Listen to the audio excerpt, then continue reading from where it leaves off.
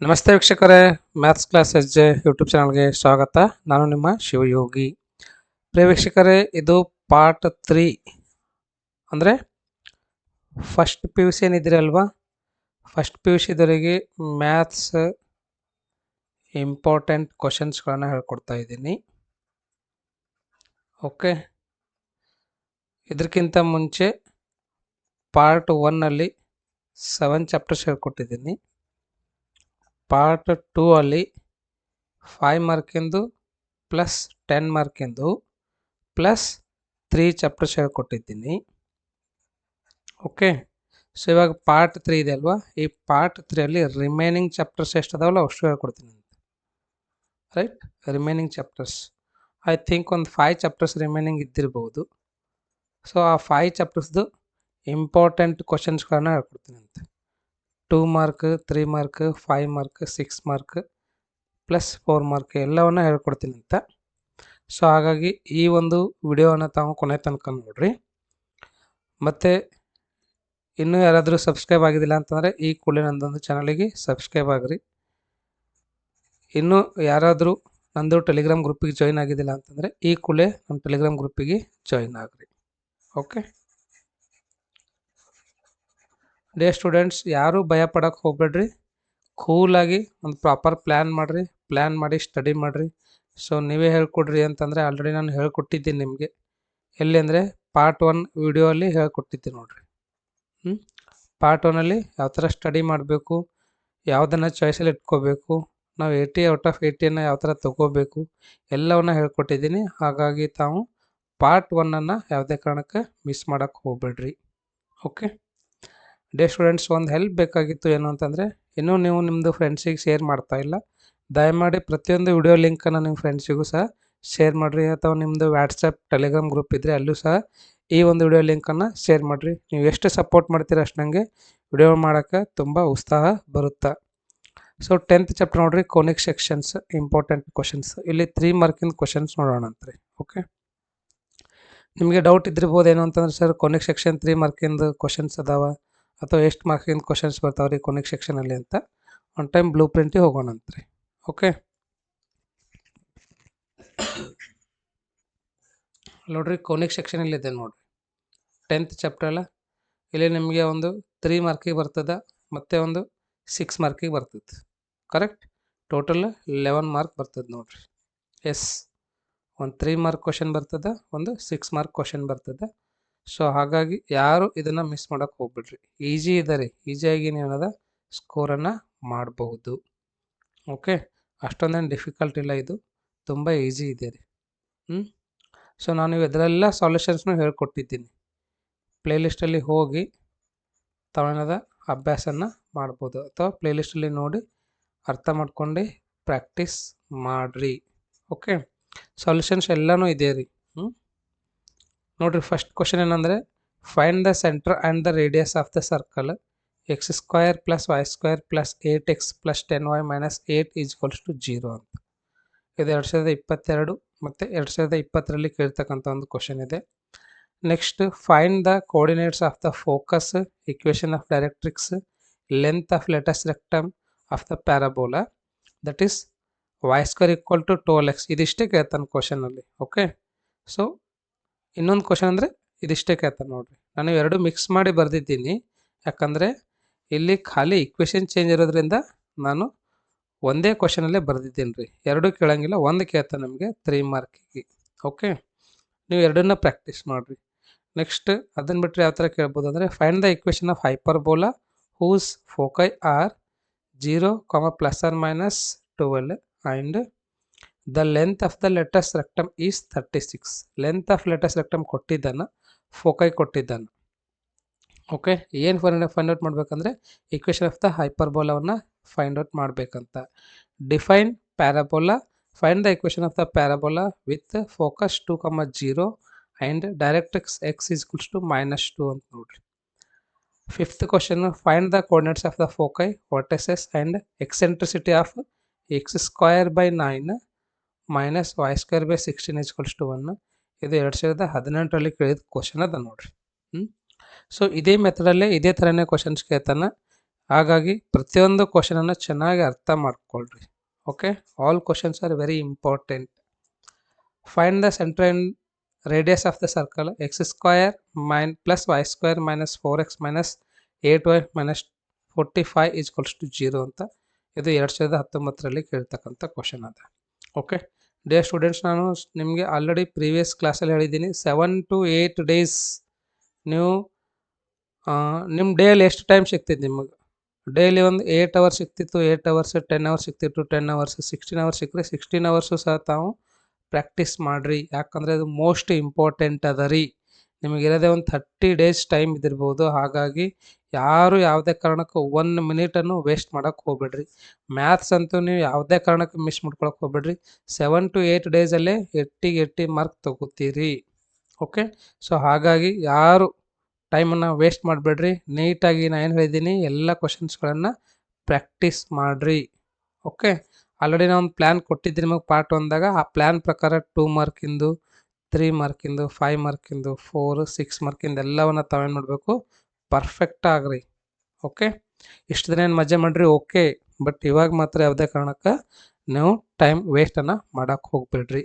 So next ನೋಡ್ರಿ, define an ellipse and derive its equation in the standard form of x square by a square plus y square by b square equals to 1 ಅಂತ.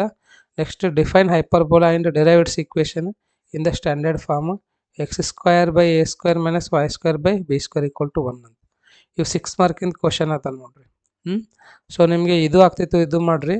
ಇಲ್ಲಾಂದರೆ ಕಾಸ್ x plus y ಇದೆ ಅಲ್ವಾ, ಅದನ್ನಾದರೂ ಮಾಡಿರಿ. ಇಲ್ಲ ಕಾಸ್ x minus y ಇದನ್ನಾದರೂ ಮಾಡಿರಿ. Okay, ಇವೆರಡರಲ್ಲಿ ಒಂದು question fix ಕೇಳ್ತಾನೆ, ಇವೆರಡರಲ್ಲಿ ಒಂದು ಕ್ವಶನ್ ಫಿಕ್ಸ್ ಕೇಳ್ತಾನೆ ನೋಡಿರಿ. ಹಾಗಾಗಿ ಯಾವುದೇ ಕಾರಣಕ್ಕೆ ಇವುಗಳನ್ನು ತಾವು ಮಿಸ್ ಮಾಡೋಕ್ಕೆ ಹೋಗಬೇಡ್ರಿ. ಅರ್ಥ ಆಯ್ತಾ? ನೆಕ್ಸ್ಟ್ ಚಾಪ್ಟರ್ ನೋಡ್ರಿ, ಇವಾಗ 3D ಜಾಮೆಟ್ರಿ ನೋಡೋಣ ಅಂತ. ಓಕೆ ಸರ್, 3D ಜಾಮೆಟ್ರಿಲಿಂದ ಎಷ್ಟು ಮಾರ್ಕ್ಸಿಂದ ಬರ್ತಾವ್ರಿ ನೋಡೋಣ ಅಂತ. 3D ಜಾಮೆಟ್ರಿಲಿಂದು 3D geometry introduction to 3D geometry ಇದೆ ನೋಡ್ರಿ ಅದು. ಇಂಟ್ರೊಡಕ್ಷನ್ ಟು 3D ಜಾಮೆಟ್ರಿ 3 ಮಾರ್ಕಿಂದು ಒಂದು ಕ್ವಶನ್, 1 ಮಾರ್ಕಿಂದು ಅಂದರೆ 3 ಮಾರ್ಕಿಂದ ಅಷ್ಟೇ ಕ್ವಶನ್ ಬರ್ತದ್ರಿ ಇಲ್ಲಿ, 1 question. Okay,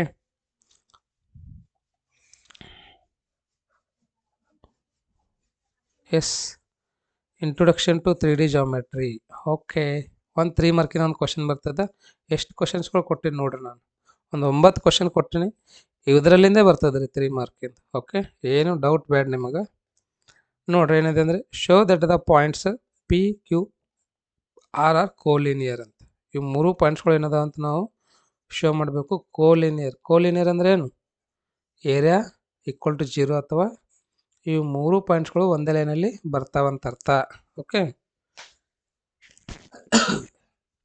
second are the points A B and C the vertices of right angled triangle. ಇವು 3 ಎ ಬಿ ಸಿ ಏನದಲ್ವಾ, ಅವು ರೈಟ್ ಟ್ರಯಾಂಗಲ್ದು ವರ್ಟೈಸಸ್ ಅದ ಇಲ್ಲ ಅಂತ ಕೇಳಕತ್ತ ನಾವು.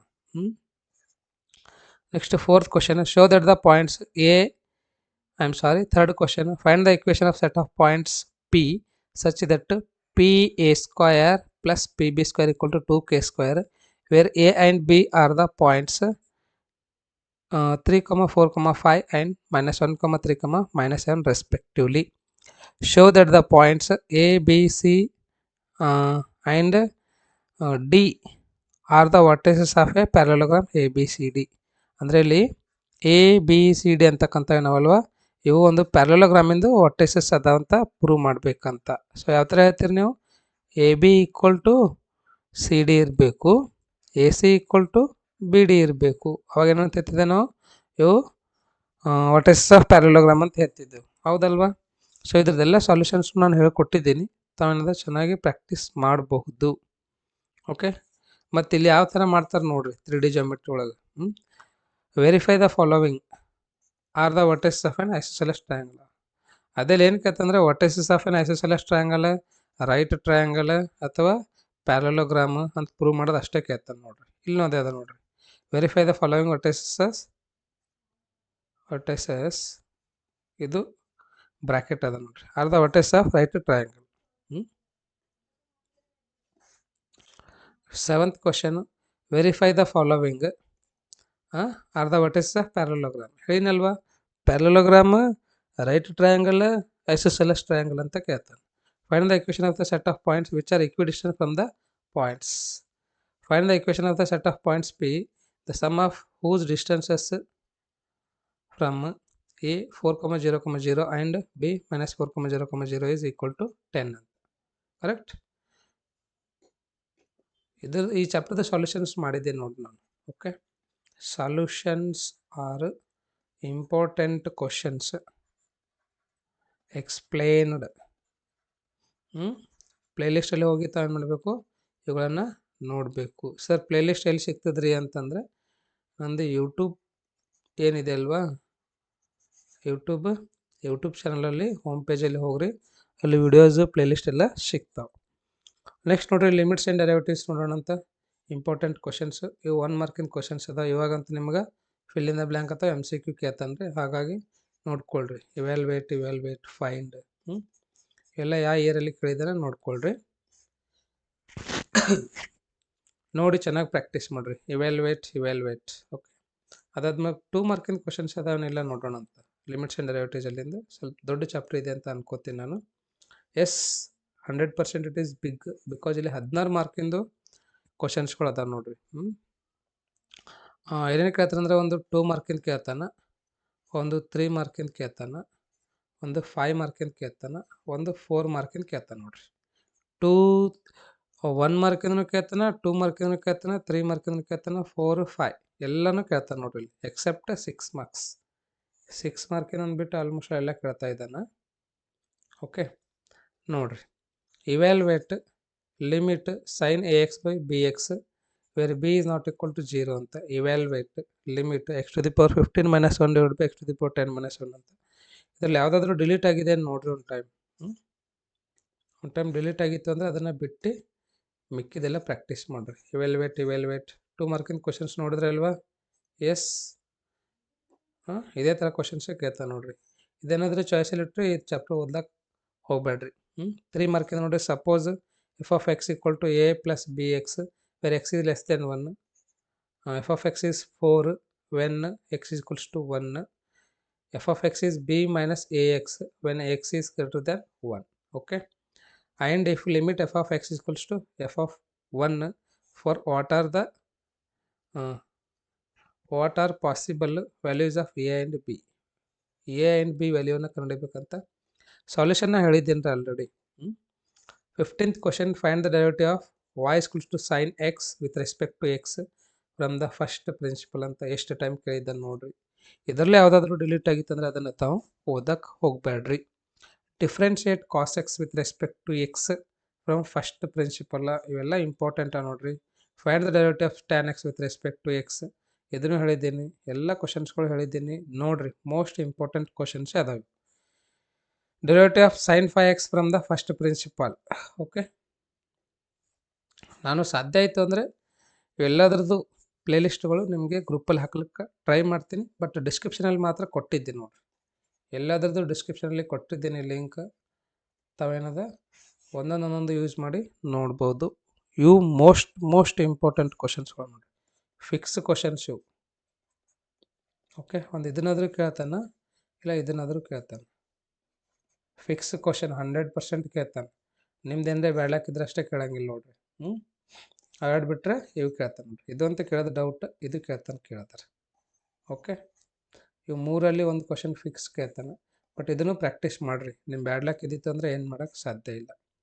5 ಮಾರ್ಕಲ್ಲಿ ಮಾತ್ರ ನಾನು ಒಂದು ನೋಡಿದ ಪ್ರಕಾರ, ಅಬ್ಸರ್ವ್ ಮಾಡಿದ ಪ್ರಕಾರ ಇದೇ ಫಿಕ್ಸ್ ಕ್ವಶನ್ ಅದ ನೋಡ್ರಿ. ಓಕೆ, ಎಲ್ಲ ವರ್ಷದಾಗ ಕೇಳ ನೋಡ್ರಿ. 14, 15, 16, 17, 18, 19, 20, 21 ಲಾಕ್ಡೌನ್ ಇದ್ದಿತ್ತಾನೆ, 22, 23ರಲ್ಲೂ ಕೇಳಿದ್ದಾನೆ. ಇದು ನಾನು ಆಲ್ರೆಡಿ ಸಾಲ್ಯೂಷನ್ಸ್ನ ಅಪ್ಲೋಡ್ ಮಾಡೀನಿ ನೋಡ್ರಿ. ಓಕೆ, ಸಾಲ್ಯೂಷನ್ ಚೆನ್ನಾಗಿ ಎಕ್ಸ್ಪ್ಲೇನ್ ಮಾಡೀನಿ, ನೋಡಿ ಅರ್ಥ ಮಾಡ್ಕೊಂಡು ತಾವು ಪ್ರಾಕ್ಟೀಸ್ ಮಾಡಿ ಎಕ್ಸಾಮಲ್ಲಿ ಚೆನ್ನಾಗಿ ಬರೀರಿ. ನೆಕ್ಸ್ಟ್ ನೋಡ್ರಿ, ವೆರಿ ಇಂಪಾರ್ಟೆಂಟ್ ಟಾಪಿಕ್ಸ್, ಈಜಿಯಾಗಿ ಸ್ಕೋರ್ ಮಾಡ್ಬೋದು. ಇದು ಸ್ಕೋರಿಂಗ್ ಚಾಪ್ಟರ್ ಅಂತಲೇ ಕರಿತಿದ್ದೆವು. ಓಕೆ, 5 ಮಾರ್ಕಿನ ಕ್ವಶನ್ಸ್ ನೋಡ್ರಿ. Find the mean deviation about the median ಅಂತ ಸಾಲ್ಯೂಷನ್ಸ್ನು ಅದ ನೋಡ್ರಿ. ಆಲ್ರೆಡಿ ನಾನದ ಸಾಲ್ಯೂಷನ್ನು ಹೇಳಿದ್ದೀನಿ ನೋಡ್ರಿ. ಟೈಮ್ ಕೊಡ್ರಿ, ಸ್ವಲ್ಪ ಟೈಮ್ ಕೊಟ್ಟು ಪ್ರಾಕ್ಟೀಸ್ ಮಾಡಿರಿ. ಇವೇ ಕ್ವಶನ್ಸ್ಗಳೇ ಕೇಳ್ತಾನೆ ನೋಡ್ರಿ. Find the mean deviation about the mean for the following data. ಇಲ್ಲಿ ಮೀನ್ ಡಿವಿಯೇಷನ್ ಅಬೌಟ್ ದ ಮೀಡಿಯನ್ ಇದ್ದಿತ್ತು, ಇಲ್ಲಿ ಮೀನ್ ಡಿವಿಯೇಷನ್ ಅಬೌಟ್ ದ ಮೀನ್ ಅದ. ಅದನ್ನು ತಿಳ್ಕೊಳ್ರಿ ಯಾವ ಥರ ಕಂಡುಹಿಡಿಬೇಕಂತ, ಏನು ಡಿಫ್ರೆನ್ಸ್ ಇದೆ ಅಂತೇಳಿ. Calculate the variance and standard deviation for the following data. ಇಲ್ಲಿ ವೇರಿಯನ್ಸ್ ಕಂಡುಹಿಡಿಬೇಕು ಮತ್ತು SD ಸ್ಟ್ಯಾಂಡರ್ಡ್ ಡಿವಿಯೇಷನನ್ನು ಕಂಡುಹಿಡಿಬೇಕಂತ. ಅದನ್ನು ಬಿಟ್ಟರೆ ಮತ್ತೆ ಏನು ಕೇಳ್ಬೋದು ಅಂದರೆ mean deviation about the mean. Yes, mean deviation about mean deviation about median ಕೇಳ್ತಾನೆ ನೋಡ್ರಿ. ಫಿಕ್ಸ್ ಕ್ವಶನ್ಸ್ ಅದಾವ, ಹಾಗಾಗಿ ಇವುಗಳನ್ನೆಲ್ಲ ಚೆನ್ನಾಗಿ ಪ್ರಾಕ್ಟೀಸ್ ಮಾಡಿರಿ. ಇದು ಅನ್ಗ್ರೂಪ್ಡ್ ಡಾಟಾ ಇದೆ ನೋಡ್ರಿ. ಇದು ಏನಿದೆ, ಇದು ಅನ್ಗ್ರೂಪ್ಡ್ ಡಾಟಾ. ಓಕೆ, ಇಲ್ಲಿ ಗ್ರೂಪ್ ಇಲ್ಲಿದು ಅನ್ಗ್ರೂಪ್ಡ್ ಇದೆ, ಕ್ಲಾಸ್ ಇಂಟರ್ವಲ್ ಹೌದಲ್ವಾ, CI ಇಲ್ಲ. ಹಾಗಾಗಿ ಇದನ್ನು ಅನ್ಗ್ರೂಪ್ಡ್ ಅಂತ ಕರಿತೀವಿ, ಇದು ಗ್ರೂಪ್ಡ್ ಅಂತ ಕರಿತಿದ್ದೇವೆ ರೀ. ಅನ್ಗ್ರೂಪ್ಡ್ ಇದ್ದಾಗ ಯಾವ ಥರ ನಾವು ಮೀನ್ ಡಿವಿಯೇಷನನ್ನು ಕಂಡುಹಿಡಿಬೇಕು, ಗ್ರೂಪ್ಡ್ ಇದ್ದಾಗ ಯಾವ ಥರ ಮೀನ್ ಡಿವಿಯೇಷನನ್ನು ಕಂಡುಹಿಡಿಬೇಕಂತ ಚೆನ್ನಾಗಿ ತಿಳ್ಕೊಂಡು ಪ್ರಾಕ್ಟೀಸ್ ಮಾಡಿರಿ. Okay, find mean variance for the frequency distribution. ಈ ಕ್ವಶನಲ್ಲಿ ಏನು ಕಂಡುಹಿಡಿಬೇಕಂದ್ರೆ ಮೀನ್ ಮತ್ತು ವೇರಿಯನ್ಸನ್ನು ಕಂಡುಹಿಡಿಬೇಕಂತ. ಓಕೆ, ಕ್ಲಾಸ್ ಕೊಟ್ಟಿದ್ದನ್ನು ನೋಡ್ಕೊಳ್ರಿ. ರೈಟ್, ಅದನ್ನು ಬಿಟ್ಟು ಇನ್ನೂ ಏನು ಕೇಳ್ಬೋದು ಅಂದರೆ ಇದೊಂದು ಕ್ವಶನ್ ಕೇಳ್ಬೋದು ನೋಡ್ರಿ. Find mean variance and standard deviation for the following distribution ಅಂತ. ಓಕೆ, ಇದು ಅಡಿಷ್ನಲ್ ಇದೆ ಇದು. ಇದೇನು ಕೇಳಿಲ್ಲ, ಬಟ್ ನಾನು ನಿಮಗೆ ಅಡಿಷ್ನಲ್ ಆಗಿ ಕೊಡ್ತಾ ಇದ್ದೀನಿ. ಪ್ರಾಕ್ಟೀಸ್ ಮಾಡಿರಿ ಇದನ್ನು ಸಹ. ಲಾಸ್ಟ್ ಚಾಪ್ಟರ್ ಬತ್ತು ನೋಡ್ರಿ. ಪ್ರೊಬ್ಯಾಬಿಲಿಟಿಲಿಂದ ಎಷ್ಟು ಮಾರ್ಕಿಗೆ ಬರ್ತದೆ ನೋಡೋಣ ಅಂತ first.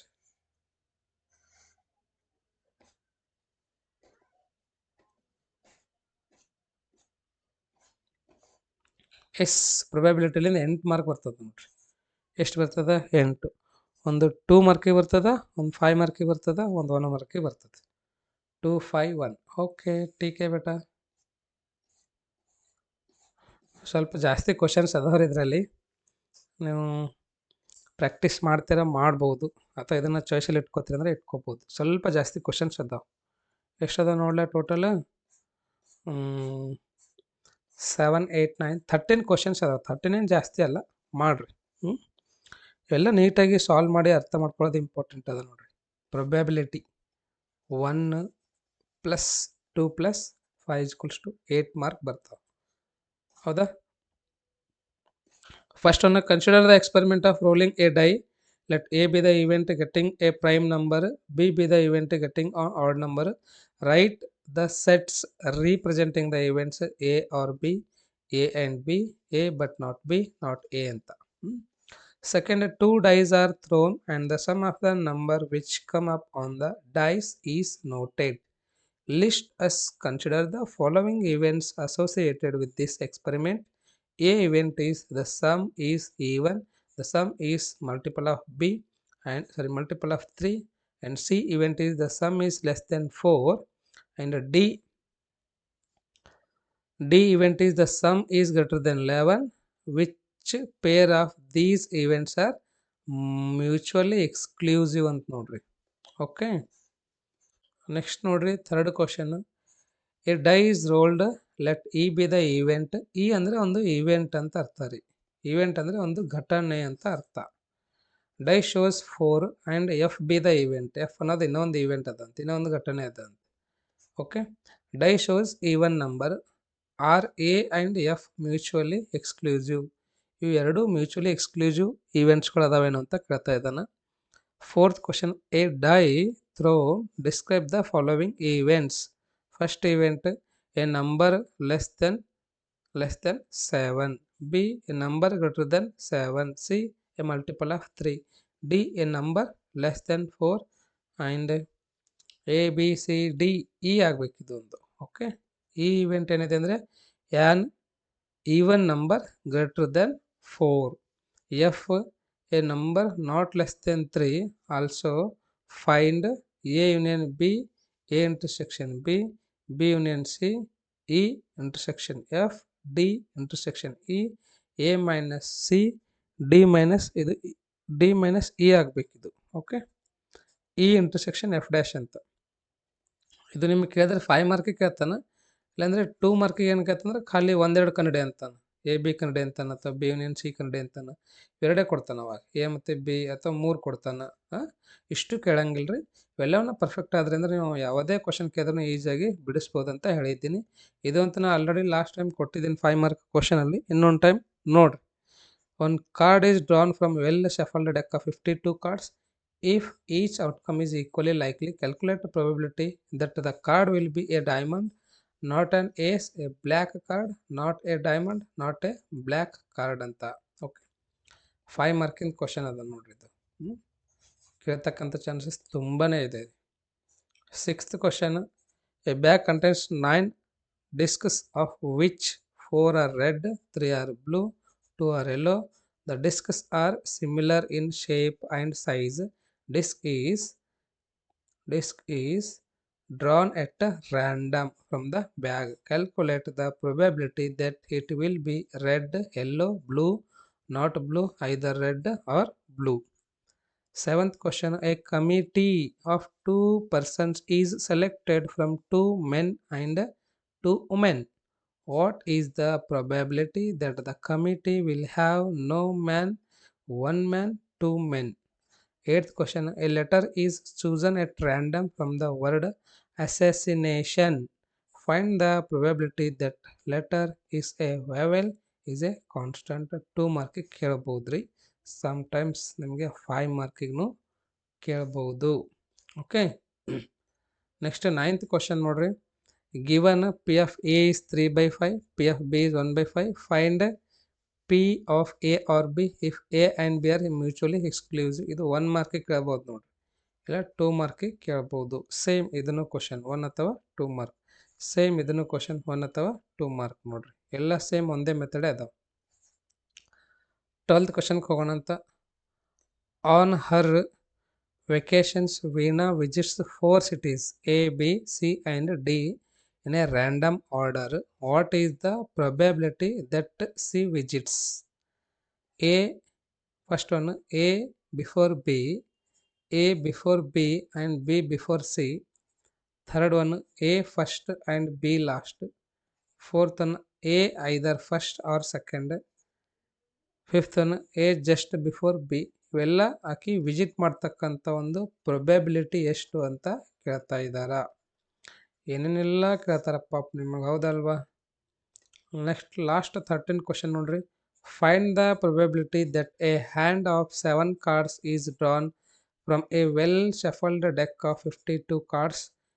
It contains all kings, 3 kings, at least 3 kings ಅಂತ.